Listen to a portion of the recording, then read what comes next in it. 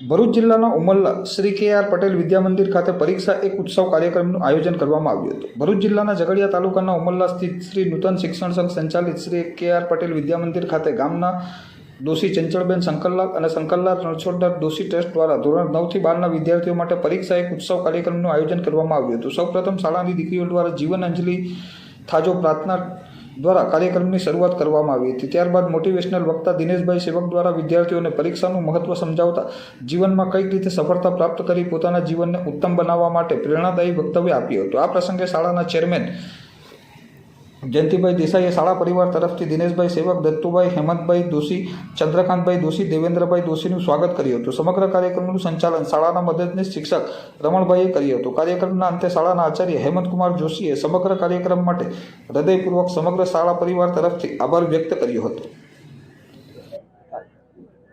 દોશી ચંચળબેન શંકરલાલ અને શંકરલાલ રણછોડદાસ ટ્રસ્ટ દ્વારા આજે જે શૈક્ષણિક પ્રોગ્રામ કરવામાં આવ્યો, આ શૈક્ષણિક પ્રોગ્રામ કે શિક્ષણને લગતું, પરીક્ષાને લગતું, ચારિત્ર્યના ઘડતરને લગતું આજે પ્રોગ્રામ જે રજૂ કર્યો એ માટે આપણા જે શાળા સંચાલક શ્રી કે.આર. પટેલ વિદ્યાલયના પ્રિન્સિપાલ સાહેબ, ટ્રસ્ટીગણોનો આ પ્રસંગે અમે ટ્રસ્ટ વતી ખૂબ ખૂબ આભાર માનીએ છીએ।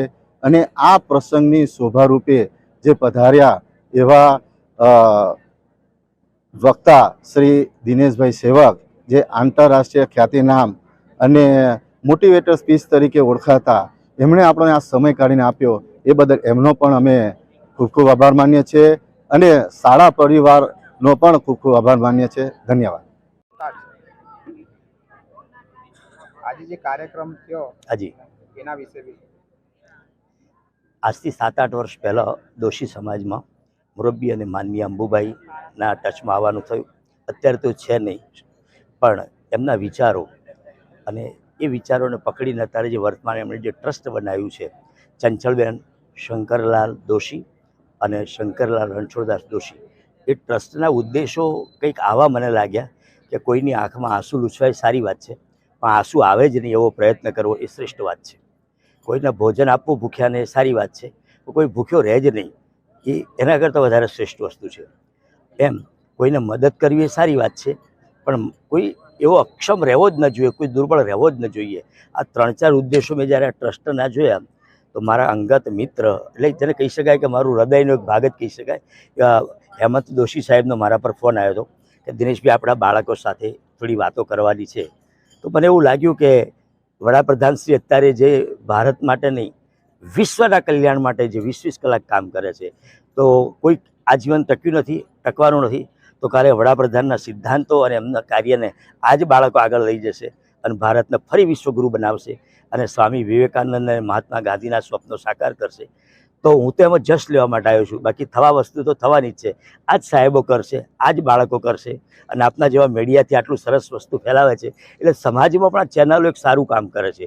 કેવળ લૂંટફાટના, મારામારીના, દાણચોરીના કે ગેરપ્રવૃત્તિઓના સમાજમાં મેસેજ આપવા એના કરતાં આટલા સારા કામની આપની ચેનલે નોંધ લીધી, આપ પણ અહીંયા 1.5 કલાક હાજર રહ્યા, એ મને બતાવે છે કે આપના ઉદ્દેશો અને લક્ષ્યાંકો કંઈક આપણે બધાને ભેગા મળતા આવે છે।